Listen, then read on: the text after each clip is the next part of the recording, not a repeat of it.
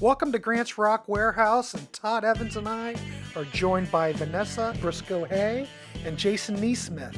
We're looking at Pylon's 1980 album, Gyrate.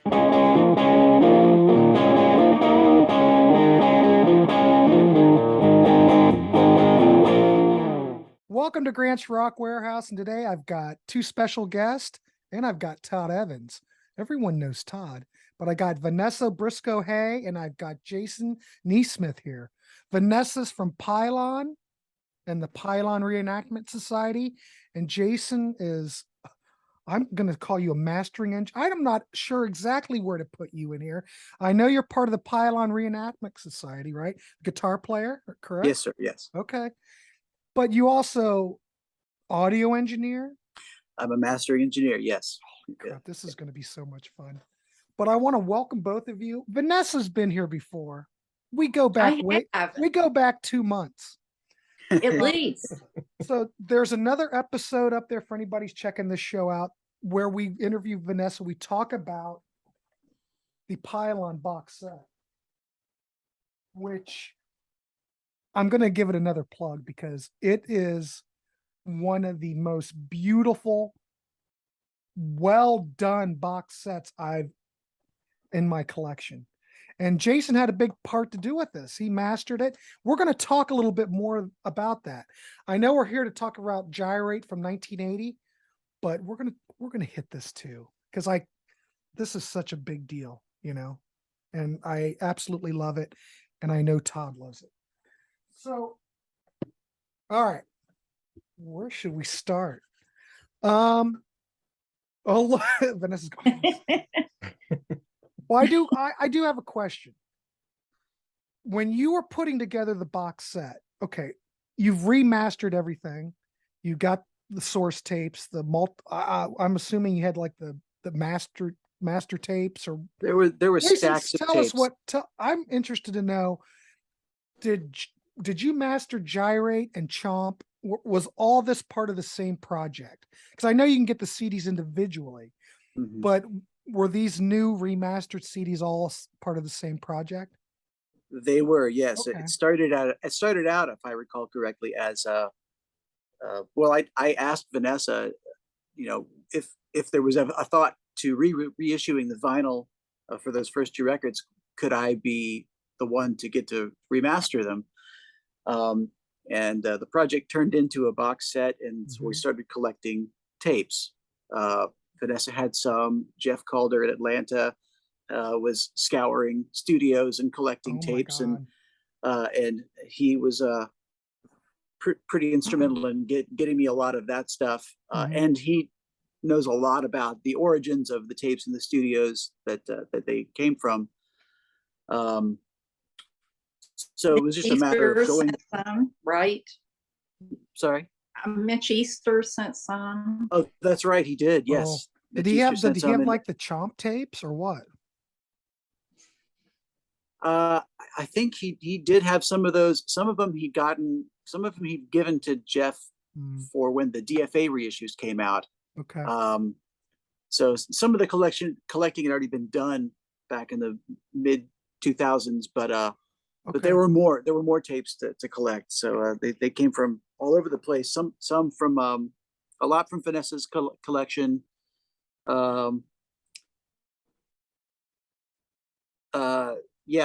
Just things that were cassettes from fans, but as far as the actual studio albums go, Mitch, Vanessa, and Jeff Calder were the people that kind of already had their hands on them.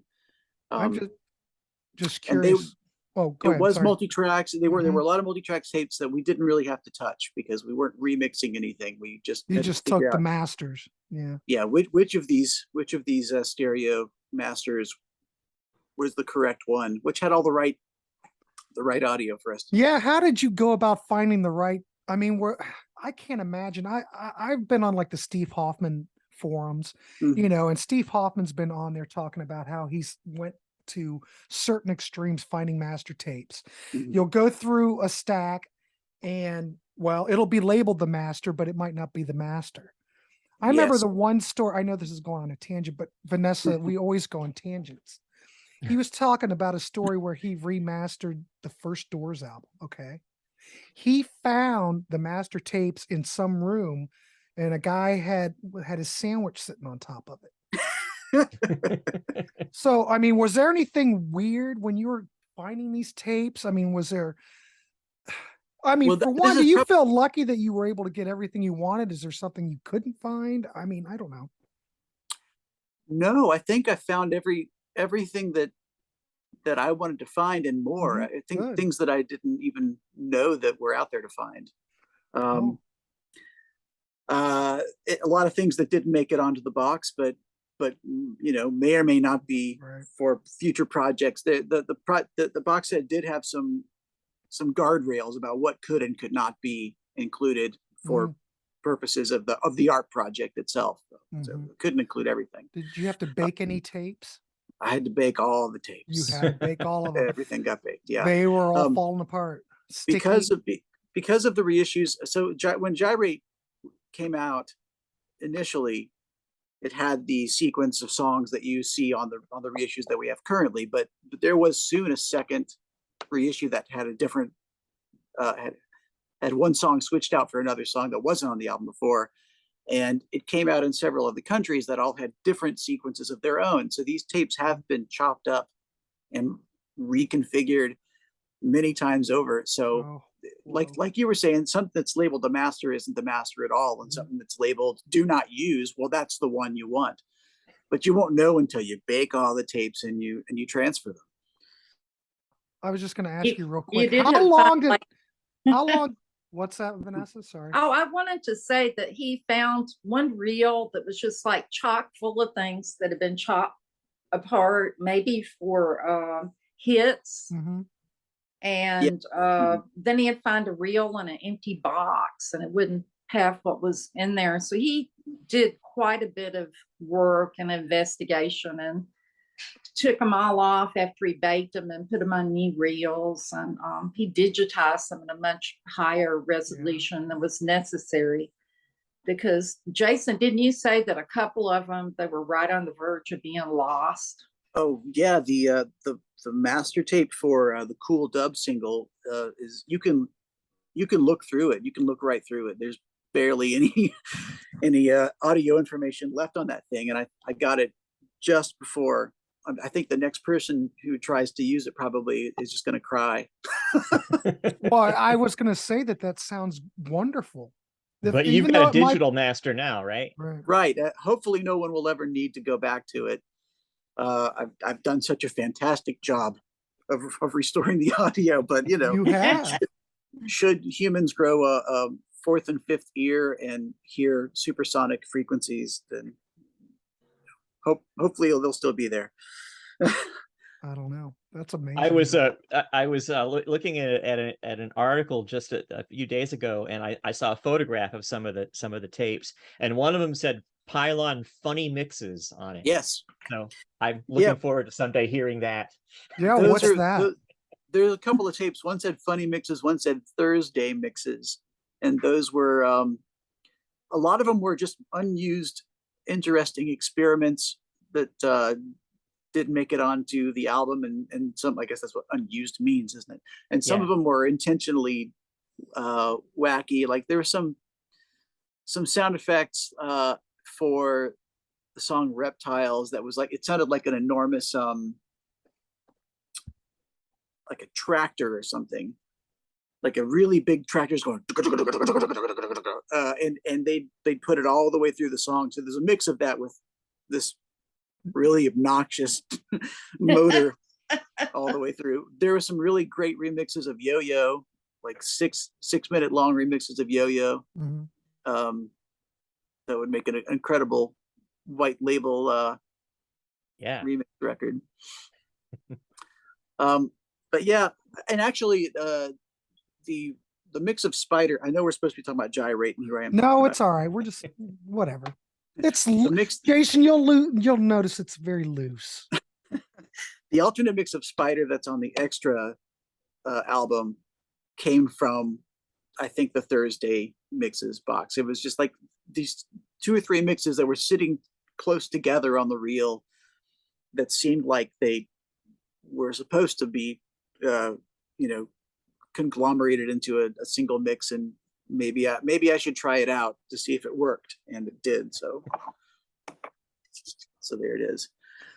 Yeah. There were 3 mixes of Crazy. There's the one from the single, there's the one from the album, and then there was the third one, which is the one that got released on Hits, and it got released on Chomp More as the single. It said it was called single mix, but it wasn't the single mix. And I think if you're not listening to them, trying to figure out which is which, you won't even notice that they're different.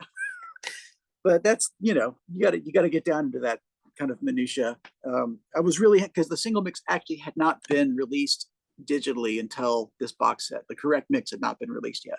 So and I think that one was one of the ones that just showed up from Jeff. I don't think Randy had access to that one. So I think you just discovered it or rediscovered it. I think that was literally on one of those reels that said "do not use."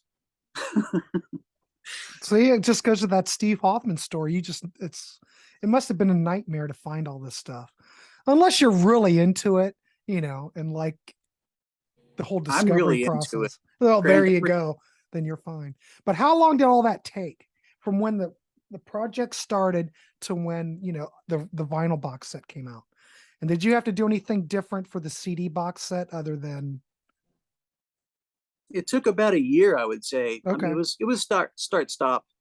I did a lot of other projects in the meantime, and just sort of waited for the book and the contract all to sort of start to focus to a point where I knew that there was a job to complete it by a certain time, and then things ramped up. But no, I didn't really have to do anything special for the CD box that I didn't do for the LP box. It's all kind of, it's all together. Wow.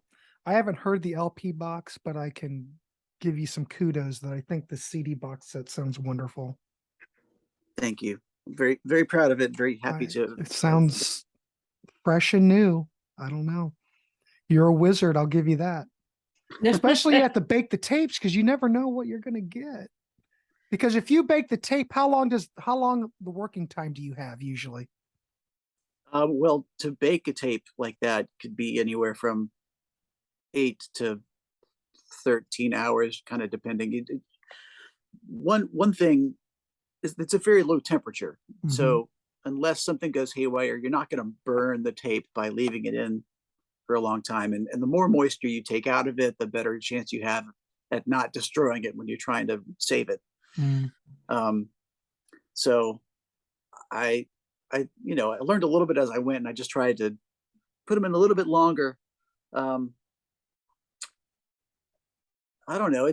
The worst thing about it is that there are some mixes where there's a lot of sections spliced together. So there's a piece of splicing tape that's literally holding 2 other pieces of tape together, and when you bake that tape, the glue from that splicing tape dries up, and then those 2 pieces of tape can come apart while you're shuttling the tape at a high speed.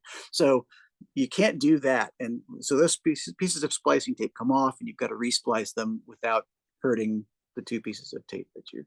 The whole thing is, the whole thing is just trying not to hurt this artifact that everybody's counting on you to save. So I'm saying you're like a wizard. Or an very archaeologist. Nervous wizard, yes. Yeah, or archaeologist. Well, but on whole Gyrate, was there anything that, I don't know, you guys already knew where the tape was for that, right? Yeah, we had all the tapes for Gyrate.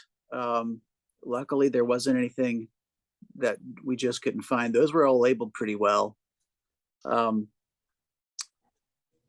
Gyrate was the easy one, to be honest with you. There were no weird splices in the middle of mixes. There was no question about which mix was the right one. Every song there was one mix, and they were all correct. So that was easy. So if you got like a tape you'd have to really know the tape. I mean, Vanessa, would you have to listen to it, or Jason, did you know like the proper mix well enough that you could identify it, or?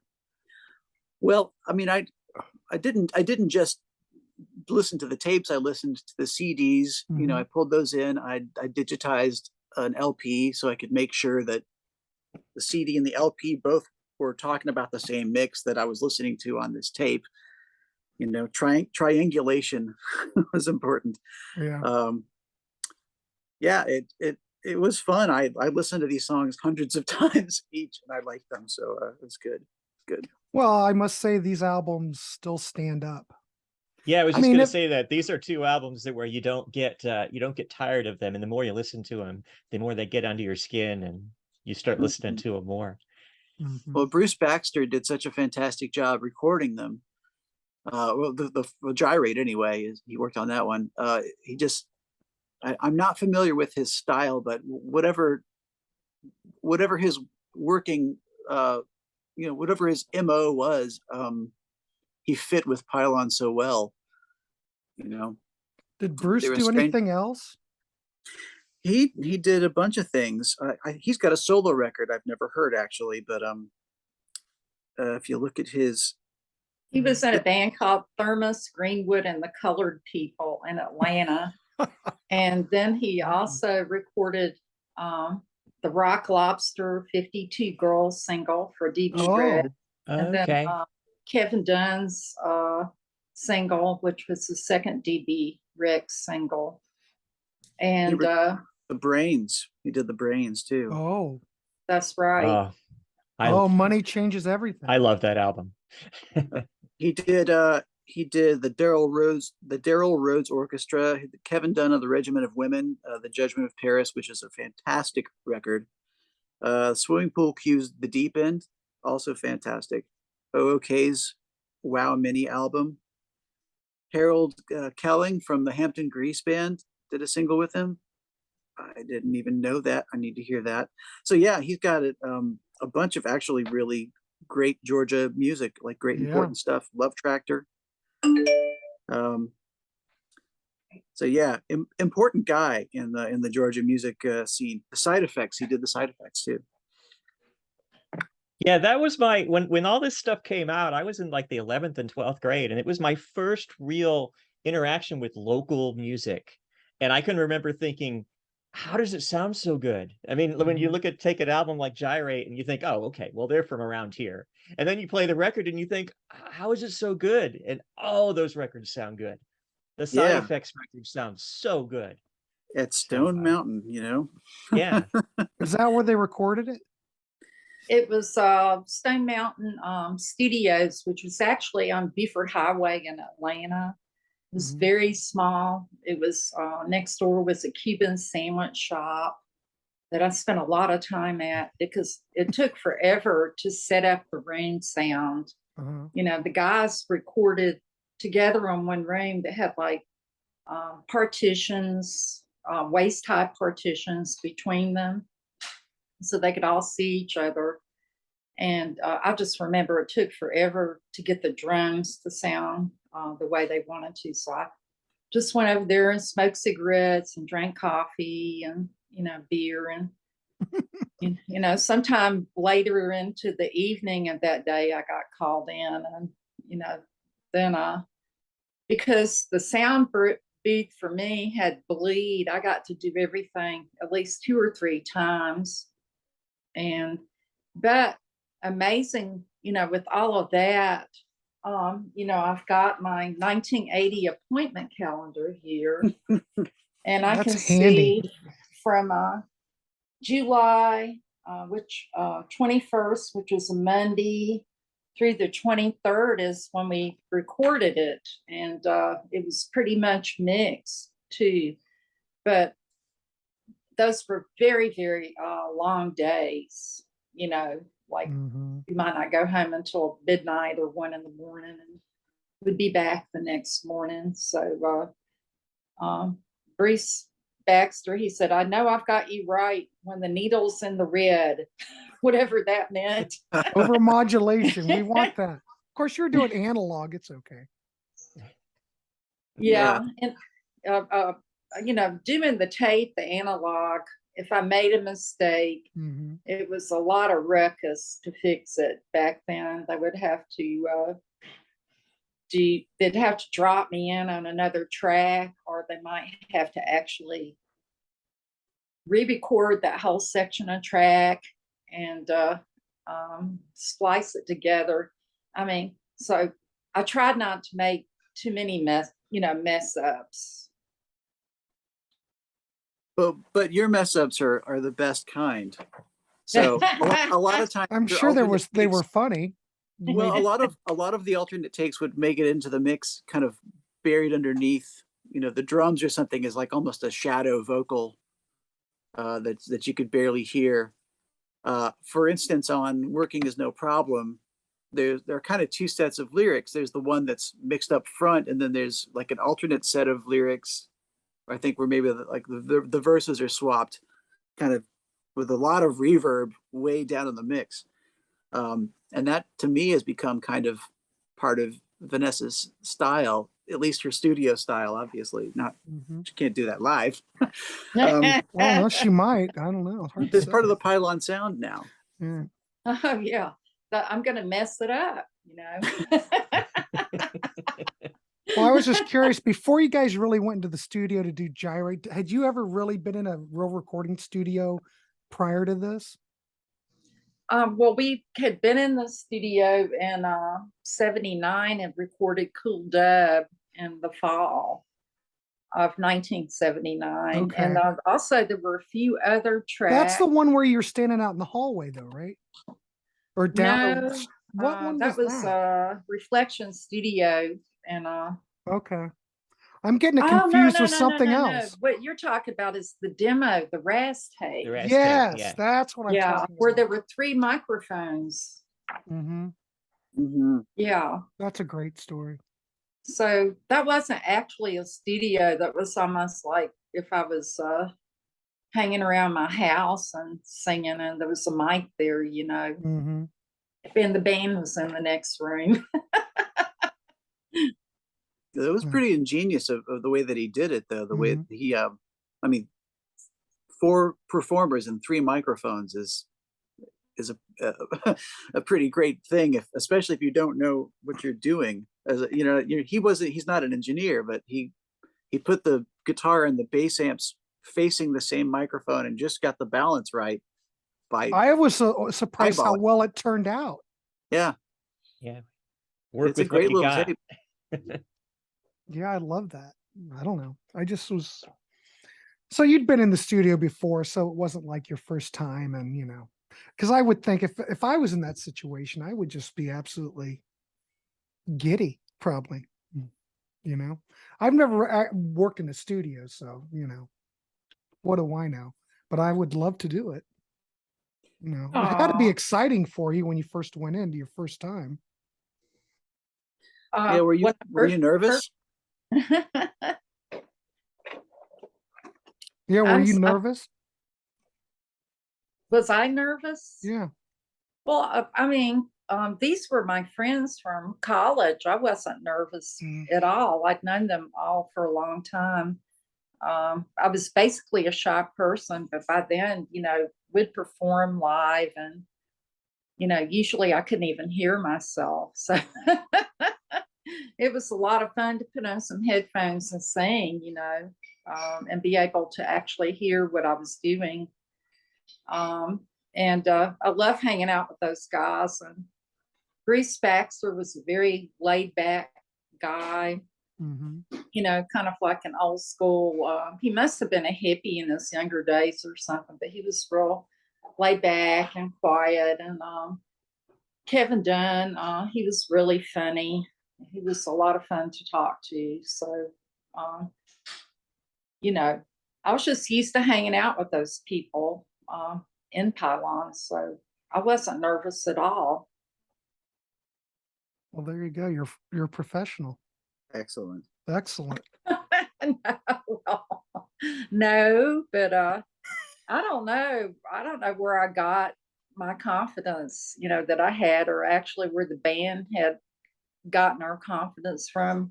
Maybe from being artists, and we kind of grew up in that art school environment, where a mistake wasn't always a bad thing. And, you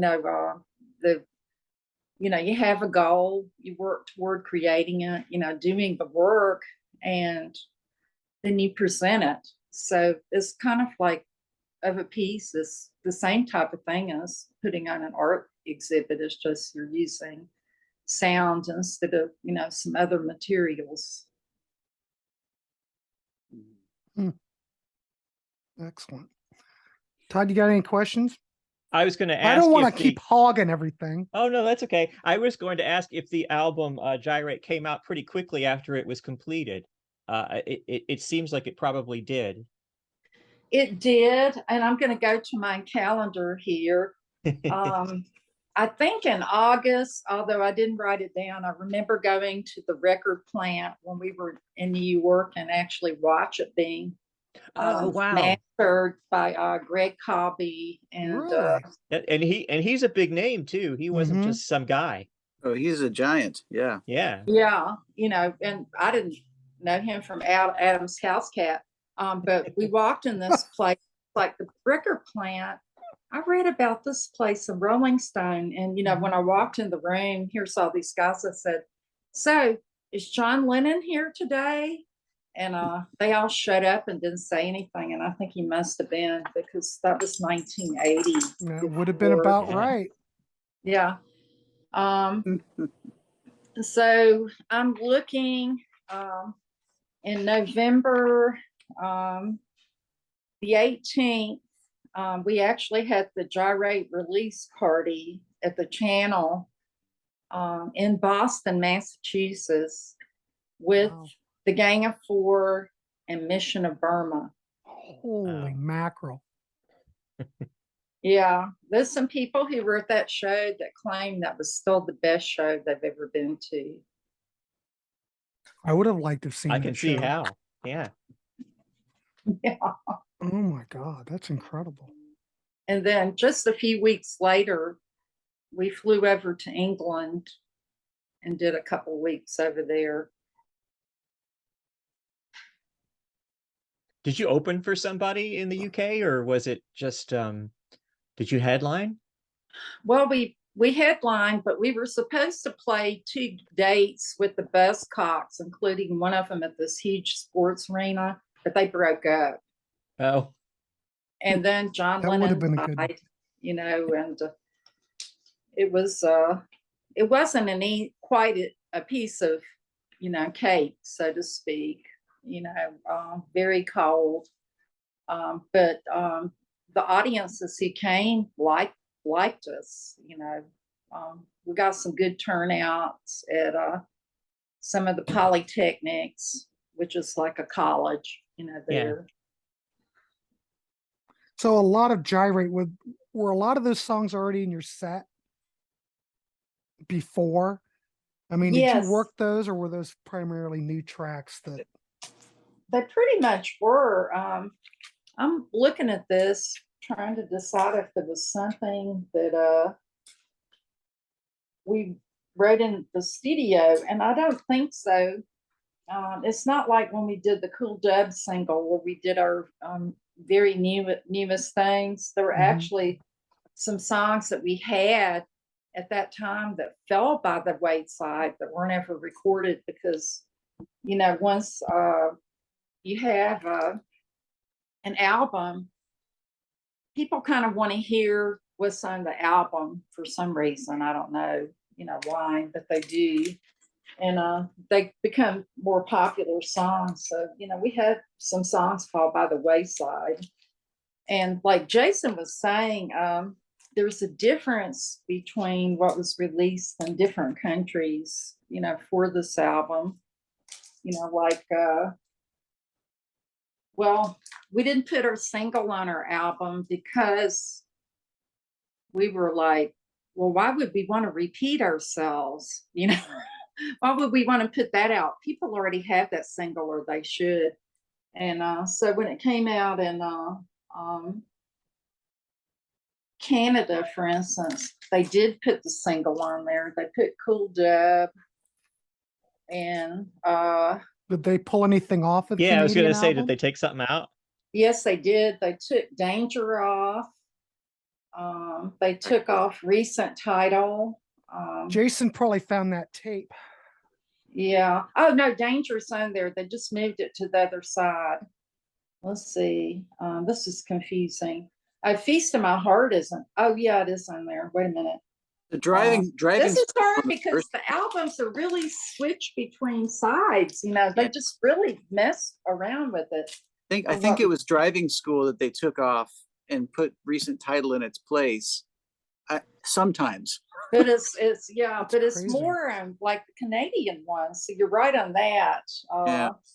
So So- Driving School isn't on there, and Recent Title isn't on there, which was on the UK version. Is the Canadian album on a different label? How'd that work? It was on Polygram Vertigo label in Okay. Canada. Yeah, And I Vertigo. don't have the German one, but that was something, I think it was called Red Roof Records or something. Then it came out in New Zealand on this other label. What it amounted to was the guy who signed us to Armageddon. He sold it, the rights to it to all these different countries. Like I think there was the Armageddon Italian version, which I haven't seen. So the album got reconfigured. Actually, what I'm looking at is the second pressing on DB Rex, Mhm. which uses the same, they must have used the same pressing master as the Armageddon UK one. But for the New West one, we went back to the original configuration, which was, DB Rex in Atlanta. That's right. As it Yeah. should be. Right. I'm Yeah, inter- and original DB copy of that record is it's not cheap. It's pulling in 50, 60, $70 if you find a good one. Mm. I haven't seen one forever. I mean, like in the 80s, I would see them in the bins. Like in Columbus, you might find a used one maybe every now and then, but man, I haven't seen one in years. So that Yeah. hence why they're going for $70. I would go to Wax and Facts. Excuse me, I'm so embarrassed. I would go to Wax and Facts and bug Danny Beard about, I need a copy of Gyrate. He's like, I don't have any, man. They're all gone. They're all gone. Yep. They're out there. He did have them for a while. Now, this is the color box version, but it has the same label as the original DB Rex one, which is Sean Bourne design. It's pink and blue. But if you look at the second pressing on the DB Rex one, it's a real generic looking label. And I'm going to pull that out so you can see that one. I like show and tell. I was I trying to probably figure never out seen that something we could label talk ever. about, Yeah, this is fun. I love it. Okay, Talk so this stuff all here, day. yeah. Okay. So this is what the second pressing label looks like on DB. Todd, have you ever seen one of those? No, I haven't. I had the first one. And Yeah. now I have this one from New West, the green one with the white swirls in it. Yeah. Oh wow! I just have the Very CD nice. box set. It is what it is. Well, the CD box set is very nice, and we almost didn't have one, but when they first put the put up the vinyl box set for pre-order, Mhm. there was a huge ruckus raised among fans who liked the CD format that actually prefer it. And you'll probably see more and more of that because it's getting really, really hard to get things pressed on vinyl. And most people can't tell the difference. It's less expensive. Well, it's that whole So- vinyl resurgence thing. I don't know. Well, I I'll- love vinyl records, but I am Well, one I of do those too. CD nerds, I have to confess. Yeah, Todd and I I was- are both I was CD very nerds. excited to have the CDs. I never gave up on CDs. I like both. My whole Same here. philosophy's been which one's cheaper? Because I'd rather have more music than less music. Well, also, Okay. it's kind of interesting if you're the kind of person that keeps everything that you buy, then you end up with the same record in 3 or 4 formats, and that's kind of okay, maybe. Like behind you, I see that copy of Drums and Wires, and I know that I bought that on. I was in college when those came out on CD, so I bought the CD at Tower Records, and then I found a used LP around the corner at another place, and then I found another version of the same LP at another place, and I'm sure I found a cassette at some point, and that's just kind of as long as there's space in my house, I like having a record of my experience with that record. Like, Yeah, I totally get that. Yeah, totally get it. So, and it was kind of the same with Pylon. Hits was all I had for a long time, Hits and Chain, until I had to actually remaster these records to get a copy of Gyrate on vinyl. Yeah, I had Chain years ago when it came out. And then when I was in college, when you're in college, you might need money and you'll purge. And it was in one of my purges, but then I was able to get one off of Discogs. Yeah. See, Todd's really hardcore because he has hits too. I don't have hits, but I do have Chain. My copy of Hits actually doesn't play sometimes. So it's got the rot. This has got CD rot. Does it have CD It plays rot? most of the time, but not always. Is it a Nimbus CD or Discovery Systems? What is it? I have no idea. It was like Hits came out right at the beginning of the CD era. It was actually the whole idea behind putting it out was making it, available on this newer format that everybody was buying right and left, at the time. 83. That'd be early. Oh, I think it was 88 on Hits, wasn't it? Oh, it was. Yeah. Sorry. Yeah. But the Oh, that's original okay. Yeah. They can it look originally like came out in 83, right? Oh, No, it was 88. Okay. I think it's just that it's subtitled a selection of recordings from 79 to 83. I guess that's where that comes from. Okay, Yeah. got That it. was my fault. So Jason, you really don't care so much. Does it matter? Does the medium matter to you so much? Because I'd like to know what your philosophy as a mastering engineer. I think for me, it comes down to what kind of audio do I want to listen to that day. I mean, I can't buy all the formats, obviously, but some music also lends itself more to a format. If I'm going to listen to hip hop music that's made from samples of records, I probably don't want to listen to it on another record. I mean, I might, but having it on CD for me makes more sense because there's samples of records. That's just how I feel about it. But if I'm going to listen to for instance, if I'm going to listen to a Moog record, I want that on vinyl because that's period appropriate. If I'm going to listen to electronic music that was made in a computer, I might want to listen to that on a CD or on files, because that's more appropriate. And then when you get into things like format limitations, sorry? When you're driving, you can't pull out your record player, You could, but it'd be a real mess. It would be a mess. Format limitations are going to dictate that more than anything else. That Beach Boys box set that came out with the Sunflower, and I can't remember what the other record was. It was Surf's Up. Well, it was Surf's Up and Sunflower. That's right. I have it sitting right here. What did I do with it? I was just going to say, I bet Grant has that. Shit. Well, if you buy it on CD, it makes a lot more sense the way that they've laid it out. But if you buy the vinyl box set, then the studio albums have like 1 or 2 tracks appended to each side that were going to be on the bonus. I don't know what I did with it. Yeah. I'm that way with newer releases where they come out on vinyl and they're over 4 sides instead of 2 sides because they're too long for 2 sides. And I find that even though I enjoy listening to those, I don't very often because of the experience of having to flip it so many times. Right. You probably had that. CD set. This is great. But yeah, this has got 5 CDs, but it's kind of thin though.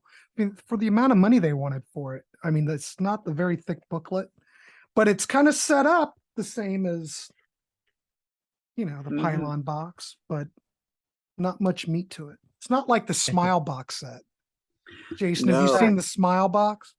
I Oh, have that CD. I got the Smile Yeah, box. It's Yeah. wonderful. Of course, I've got all the Sea of Tunes bootlegs too. Mm. Have you seen this? I know this is geeky. Have you seen the Smile Sea of Tunes bootleg box set? I have not. I have not. Yeah. It's nice. Oops. It's nice for a bootleg. And of course, all Sometimes the that stuff boots sounds do it great. better.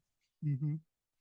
Well, that's why we're getting all this Beach Boy material now. This is why you're getting all this stuff, to combat the bootleggers. Mhm. Though now everything's online. I don't know if bootlegs are really a thing anymore. I don't know.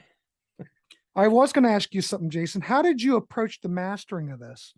I mean, when you're mastering for the vinyl and then you're mastering for the CD, let's say you're looking at Gyrate, how did you Mhm. approach that? I mean, Well, do you look at the original album and try to match what it sounded like, or I'm just curious as a mastering engineer how you approached it. I mean, I'm conscious of the fact that maybe what ended up on vinyl wasn't what they delivered. So I'm thinking of what were their intentions. I'm listening to the tape and thinking, well, that's what they heard in the studio. That's probably what they wanted to put out. But the spacing of tracks on the vinyl is important. Mhm. So, but if it's 2 seconds or 4 seconds or 0 seconds between tracks, that's something I need to adhere to when I'm assembling a master. Yeah, there wasn't any big mystery about it. Like what was on the tape was uh, what I wanted to present in its most flattering form. So if that meant that what was on tape was highly suggestive of what they wanted, but not quite there, then could I do something to get it to that point that I believe that they wanted it to be? And then that's what I did. It was, it's all subtle stuff. It's nothing in mastering it should be extreme. Mhm. The extremities are for the recording sessions and the mixing sessions. Mhm. Well, like So I you reached said, out to the band members and said, "Hey, is there something that I should do to this?" Is that what happened, basically? Well, no, well, you I did. don't ever want to go to the band and ask them. They might rewrite history because they're. Oh, I mean, is there? Pylon's not very Actually, he sent me copies of everything and for approval, and I listened to them several times in several different environments, and the rest of the band was copied on it. They didn't necessarily have time to listen to it. Curtis was like, just gave me carte blanche. He's like, whatever you think, whatever you want to do is fine with me. Well, there you And go. So it really ended up being Jason making most of the decisions and me giving approval of it. I was on the sound team, and Michael was on the vision team, which was the graphics and book and whatnot. And he had Henry Owens doing the heavy lifting for him. Now, we were extremely lucky that we had 2 people who were so dedicated to making this project as good as it is, working with us on it, is Jason and Henry. Like I said, it's a beautiful box. I know we keep coming back to the box, but it's so wonderful. Hey, I've got a question about the album, not the box. I mentioned Kevin Dunn already, and his fantastic output with the Regiment of Women and solo, and he had a band before that called the Fans that were Atlanta's first punk / new wave band, and he's the reason that the B-52s were brought to the studio. But I want to know what kind of contribution did he have during the album sessions, Vanessa? Well, he was there throughout the whole process of the mixing process and a lot of the recording process, but I don't remember him giving us any direction during the recording process, but during the mixing process, he was in there with Bruce a lot. And I don't know what the two of them did together, but me and Randy would be out there sitting on the couch and, read magazines, and they go, "We've got a mix." And we'd hear it and go, "Well, can it be like this?" Or "We like it," that kind of thing. I do remember one song that I put my foot down. They had the vocals on Gyrate had a tremendous amount of reverb on them. Just made it sound like a really stupid pop song. Mhm. And I had this idea that it should be completely dry because I thought it would give it more space and more punch. And I got in an argument with everybody over it, and I got my way. So I remember that. Whoa. That's on the song Gyrate? It's on Gravity. On Gravity. Oh, yeah. That makes sense. Now I'm gonna have to go back and listen to it again. That was the right decision, Vanessa. Yeah. It's Yeah, like I know. And what would I know about audio engineering? I just know what I wanted to hear. it's kind of like listening to the mono version of Surrealistic Pillow and versus the stereo version. You ever hear the mono version? It's very dry, but the stereo is just plastered with reverb. I like the mono version better. I Yeah. like a little bit drier. So Yeah, your instinct was do. right. Well, it depends on what it is. And I remember another thing when we recorded Read a Book. I was in there during the recording of it. Of course, I was there for all the recording and everything. But I was talking to Bruce, and I said, "This other vocal where I'm answering, can it make it sound like I'm talking to somebody over a telephone or something? Like, I think I know what you mean." Mhm. He says, "I know what I want to do. It's a trick called cardboard tube." And he laid a set of headphones down on the studio floor. Yeah. And he put a mic down on the floor in between them. And he ran my vocals I'd already recorded through that and then used that for the "I think I know what you mean" part. So it was interesting to see some, now that's like really old fashioned because they have all these things called plugins, whatever.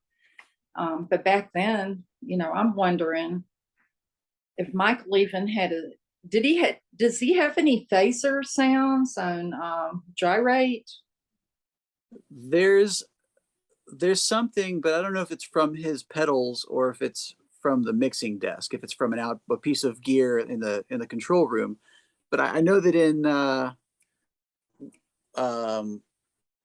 just remember they both used to have just like one box a piece, and they would, maybe it was on Danger he was using that phaser. It had like three little knobs on it. But it was the Mootron biphase, I think, is what he had. Yeah. But there wasn't a whole lot of there were not a lot of plugins or things to do. And back then when you mixed, that was probably why Kevin was in there, and maybe Michael too sometimes. I'm not sure. I know Michael went back to the studio and did the mix of Danger too. Because he had heard a sound that the heads made when they clumped down, and he went in there and he's the one who mixed that. So it's interesting. Great. The whole That would be great. Oh, I'm sorry, Vanessa, go ahead. No, the whole process was interesting. We didn't really know anything about it. really that much. And, you know, I was going to say, wouldn't it be great if there was a modern plugin that was called Headphones on the Floor?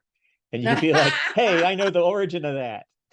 well, Jason might know of something like that, because he called it the trick was called cardboard tube, you know, and well, that particular board, it turned out, had been used for one of the early mixes of Freebird too.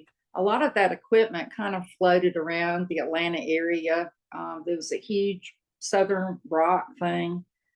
Rodney Mills, who I got involved with later for mastering Chomp Moore and Gyrate Plus. He told us Jason went with me once to his place anyway. He told us some great stories about how, you know, they got they had like reverb chambers that they built into the studio, and, you know, tanks and all these weird things. And there was one of those, I forget which Southern rock band it was, but they decided to take a gun in there and shoot it to see what it sounded like. Oh, could you imagine? Yeah, all kinds of crazy stuff. They actually had they were like little mini gangs too. It sounded like they would have these like turf wars or whatever. They'd have fights, but I think they'd have the roadies fight each other, you know. Black Oak, Arkansas. Who is this band? I wonder. I don't know why It's that an popped into interesting- my hot mind, but it did. You can't be the boys from Doraville. We're the boys from Doraville. Back in the 80s, it must have been 1988. I had a friend that was going through an audio engineering program at Georgia State, and he worked at Studio One in Doraville. And somehow he had the key, and he invited me and a couple of other guys to come in and have a look at the place. This is probably 88 or 89. And out in the studio, there was a safe. And in the safe was about 7 or 8 master tapes. I don't know if they were really the master tapes, but they were tapes of like Atlanta Rhythm Section albums and Lynyrd Skynyrd albums. And they were in a safe, and the safe wasn't even locked. It was just open. And he just opened the door, and there were these tapes. And I was just like, I guess maybe to keep them safe from fire. I don't know, but why isn't it locked? I always thought that was so strange. It's just amazing. All That this place was stuff. kind of a mess too. Story. Yeah. I mean, they were really, you know, experimenting there too. He was like, when he'd hear like, what Jason and I did is we took Super Cluster CD there for him to master, and he'd hear a weird sound and he'd go, how did you make that sound? And we'd tell him, or Jason would tell him, and he'd go, oh, that reminds me of the time we brought the motorcycle into the studio, and we were like running things over it or whatever to get different sounds. And he said that back then that they would take them to be mastered in New York, but somebody would have to fly with them, you know. So it was really analog all the way, you know. This is like pre-computer, all of that. Somebody would fly the master tapes for the Atlanta Rhythm Section up to New York, get them mastered, and then the plates would go wherever. A lot of times the tape would just sit there at the mastering facility. That's probably true, yeah. Back in the day, they didn't really think that much about it, you know, once they got the product. Yeah, I think they probably used some of the Pylon tapes as door stops at Someone ate lunch on top of the somewhere at the box. studio. But there was probably some point they were like, Pylon, we'll just use this to prop the door open with. I'm joking. I mean, I don't know, because things just There are stories seem about to that on the keep Steve Hoffman side. resurfacing, you know, didn't they, Jason? It was like, Randy couldn't find this. We couldn't find this before, and it's popping up to the surface, you know? Yeah. I mean, when Jason, you're looking for tapes, I mean, there had to be moments where you were looking for something and you probably felt like you struck gold. Or, holy crap, I didn't think I'd ever find this or? Yeah, there was. I found the well, actually, I didn't find a mix of it, but in the multi-track masters that were digitized, uh, you know, during the DFA reissues, Mhm. something that wasn't used but was found then were the unissued first single, the first session that Pylon went in to do, which was The Human Body and Feast on My Heart. And those have not been heard and may never be heard, but I heard them. So I feel good about that. It was fun for you. That's right. And they're very good, but they were right not to issue that. They were right to go back and do Cool Dub and to re-record Human Body and Feast, because the versions on the album far surpass what they did in the studio the first time. But it's cool. It's cool to have those. Well, it's cool to hear it. Yeah. You know, it's like the whole, well, I don't know, are those tracks, well, people probably don't even know those exist. They know now. Yeah, I think there was it's been discussed. I used to think that they went in to do those two songs, and then like in the same session they said, those songs we were doing last night at the show, those are better, let's do those. And then just whipped out Cool Dub. But I think they actually like left the studio, came back a week or two later and did Cool Dub. We came back the next day. The next day, okay. Because it was already set up. They were probably going to come back the next day and break it down. And Randy called Danny after he talked to the rest of us, and Danny agreed with us. And so I guess he set it up with Bruce for us to go back and do Cool Dub. And Dub at the time was so new; it had nothing that resembled an ending. They actually used the flashlight in the studio. What we had a bunch of friends show up toward the end of that session, and we're like, "Hey, y'all come in and you can go breakfast." And we didn't have an end to it, and we're like, "Okay, well, we'll turn the flashlight on when 3 minutes or 3.5 minutes is up in the control room." And that's how we knew it was the end of the song, And then, did the like wimpiest thing I guess you can do with a recording is when a song doesn't have an end, you just fade it out, Yeah. There's not that many Pylon fade outs. That's one of the few, No. I think. Yeah. You guys are probably jamming on it. Yeah. Well, did you want to go by track and ask any questions real quick since you have us? Sure. Or How's everybody on time now? I think we have talked an hour so far. Oh, okay. Well, you can cut out my question then. No, I just need to check everybody's time. I mean, I don't know what Todd's got or Jason or what everybody's doing. It's 8:05 on my clock over here.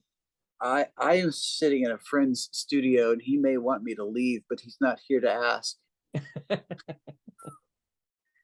Well, I mean, we hit a lot of the tracks. I don't think I have anything else, Grant, unless you do.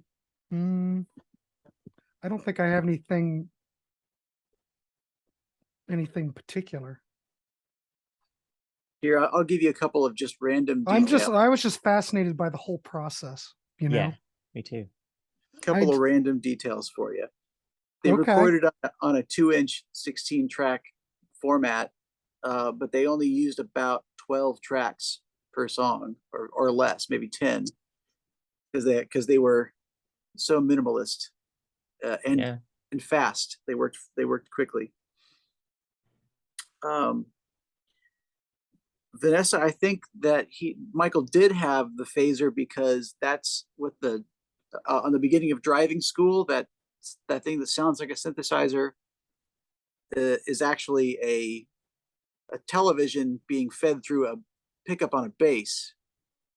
So the interference from the bass pickup is hitting the television, which is something you see them do live and we do live. Mhm. But that's going Yeah. on a track by itself through that phaser pedal, which is why it kind of goes ow wow, because it's the phaser that way. So you still do that live with Kay? See, I've got to get to a PRS show.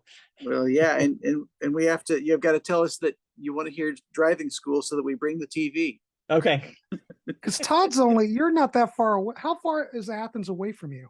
Oh, it's about 55, 60 miles. Oh, Something like that. It's nothing. Yeah, I have no excuse. I keep I'll saying see I'm y'all going to go soon. down there, but I don't know when I'm going to Road come trip. down. I know. But if I come down, I want to time it to when you guys have a gig.